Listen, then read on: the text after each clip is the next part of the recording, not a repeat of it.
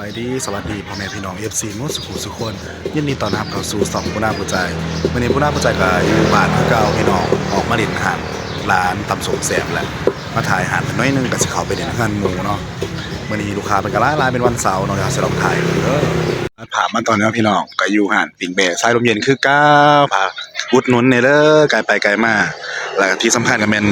ตำสมแสบเจ๊ปุ๋ยเนาะเปิดคือเก่าว่าซั่นนี่เป็นวันเสาร์พี่น้องไกลไปไกลมาอุดหนุนเนี่ยเด้ออาหารตำสมแสบว้าวเพิ่นมีแต่สดๆใหม่ๆเลยอาหารเพิ่นที่สำคัญก็มีปิ่งเอ็นว้าวน่ากินจังเลยแล้วก็น้ำเนาะมีน้ำมะพร้าวชาเขียวชาไทยมีน้ำมันนังเนาะนี่คือผัวเพิ่นเนาะเจ้าของหาดแล้วก็รอเนาะบ่าวบ่ได้มาว่ามื้อนี้มื้อแรกเด้อสั่นลูกค้ากำลังทยอยมาเนาะพี่น้องโอ้แบบร้านนางแห้งดีฝากอุดหนุนได้เลยจ้านี่ก็คือลูกค้าเพิ่นเอามาเหลือก็เลยปีกเอ็นเป็นตาแซ่บว้าวเหลือก็เลยสมัยเด้อปีกเอ็นมันเป็นสุดหาซิปบอกฝากเด้อจ้าฝากอุดหนุนเด้อผู้น่ากะบ่ได้ไปไสบ่าจะไปงานหมู่ผู้นี้กะหิวข้าวว่าซะมากินข้าวเปียกอาหารคาประจำเนาะสบายดีเป็นหน้าแม่นติสะแหม่สบายดีจ้าน างงามเนาะแล้ววุ่นเดี๋ยวยังก็ขายเครื่องคือเก่าเนาะไงเนาะเครื่อง ข้าวเปียกแซ่บมาผู้ที่มาสับเนาะตอนจักโมงว่า4 โมงเยอะแล้วก็สวยกันยังเนาะม่วนยังว่าบุญบานั่นเมาอย่าบอก จ้า เบิดเบียดจักล่าง เม็ดตาล่างจ้า ก็กินหน้าเป็นยังมานิดนี้ เนาะ เต็นท์เขาจะมาเนาะเต็นท์นี่เนาะบุญบาทน่าก็ได้เห็ดผูกแขนหน่อยเนาะ จะไปกันมาอุดหนุนคือเก่าแล้วจ้าอยู่ห้วยเพกเนาะหารเจ๊หน่อยเจ๊หน่อยแจมจานขายข้าวเปียกแสบเปียกไก่เฟ้อไก่อยู่ในบ้านคือเก้าพี่น้องบ่ได้ไปทางไรหรอกนี่กระทางเขาคือทายผ่านมาเลยเนาะแถมไม่เด้อรอบสุดท้ายป่ะนี่แถมให้ตอนไม่ร้ายนี่เด้อ ต่อได้ลายให้ตีนอีกเด้อ โอ้ย เอาเผ็ดตีนไก่นี่มาทายกันตีน ใส่มาครับแสบสิได้กินตีนไก่เด้อพี่น้องเอ้ยพ่อตีนไก่ตั้งเฮิงหน่อย ไอ้จอยนักขวักเขาเด้ออยู่เขาขอท่านมากินเนาะแล้วปิด2 มื้อเนาะพี่น้องแล้วเดี๋ยวจะไปกินเนาะตอนจะหน่อยไปเทศไหก่อนพี่น้องเด้อจ้ามาแสบๆน้ำกันเด้อข้าวเปียกข้าประจำเนาะมาหลอบสุดท้ายในรอบคำแถมตันนี่แต่บอกโอ้เสียงแสบ แต่ของเราเด้อนี่เด้อเสียงเหนียวดีนะนี่หอมเนาะไปเปิดหันอยู่ปทุมอยู่คือสิขายดีเนาะพี่ก็ อีโอเขาแล้วดึงสาว เอ้าหันแบบหันกับเขาวลาวอ่ะ หนักก็เติม ขายดีได้นี่ เรื่องแบบเห็นบอกเขาเบอร์เขาเปลี่ยนประจำ พริกกระเจียวเองเนาะพี่น้องหาเอื่อยเองเนาะเจ๊หน่อยแจมจาน นี่จะครับห้องของสาวไป ก็ได้ไหมอ่ะใส่ซอสใส่ พี่ก็กับหอมเลยให้คนนั้นที่หยด อีโอที่เป็นไทยใส่ อ่ะจอดแบบแต่ประเด็นพายเป็นยังหรอกข้าวเปียกน้ำกันเด้อจ้าทุกคน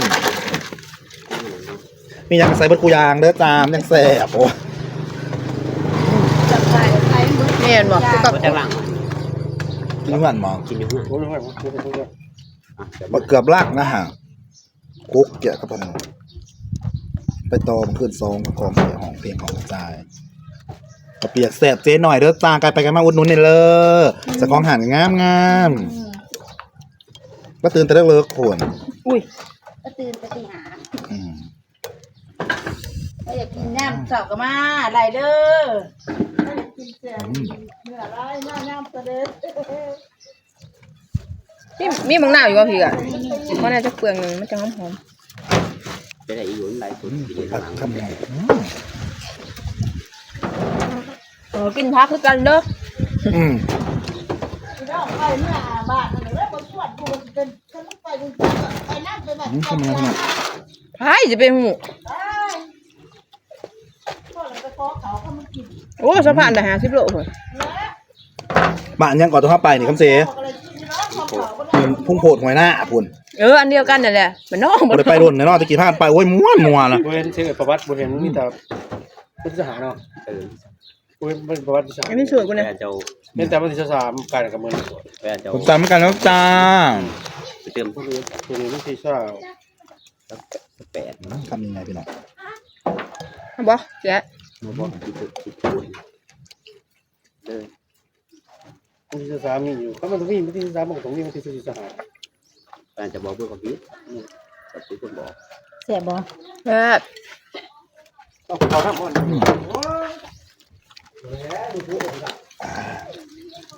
ว่ายังไงไม่กินเขาอะไร หานเจ๊หน่อยเด้อจ้าอยู่หวยเพกเนาะหานเอื่อยคล้ายบริเพม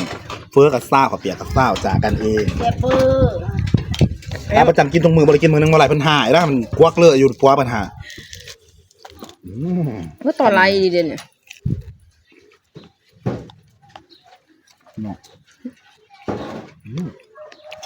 หรืออื่นนั้นบอกไม่เอาหุ่นหรอก มือหื้อ ใส่หลายอย่าง มันกูกินกับปี คุยเอา ร้านมันทานมันบ่มันจะเป็นใส่ใหม่นักดนตรี ไม่ต้องเซฟมึงกินหมอง บอก ไม่ควรไว้จะทานมันเพิ่มจังคิดใหม่ ข้ากันไปแค่ตอน ไอ้เฮียนหนังสือ อยู่ใส่ หน้าสลิด แรกเป็นเงี้ยนั่น เพื่ออะไรเนี่ย ลงมา รักคุยกับเป้พี่น้อง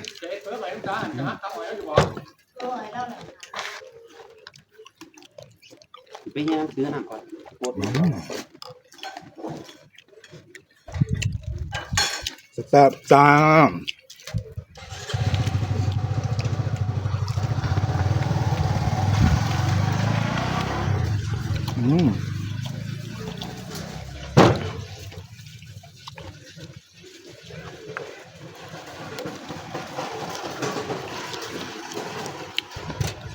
เป็นเลย ว่าอะไรวะ มาแซ่บๆเหมือนกันเด้อจ้าข้าวเปียกจ้าข้าวกินพวกกินผล20,000ถ้าได้ก็เป็นประมาณ40 บาท 50 คนเขาก็บ่มักอันนี้เขามักมีเหลืองหั่นแหละมีเหลืองอันเขาขายเป็นลูก อืม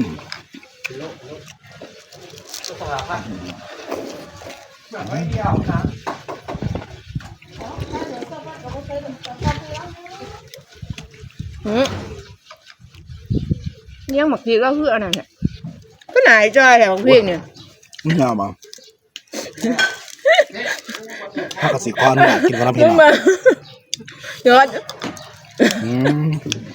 คลิปนี้ปูนาสบายสำนีแล้วจ้าเดี๋ยวพอกันใหมาคลิปหน้าฝากติดตามปูนาเป็นกำลังใจปูนาในเรื่องจ้าสบายดีบ๊ายบาย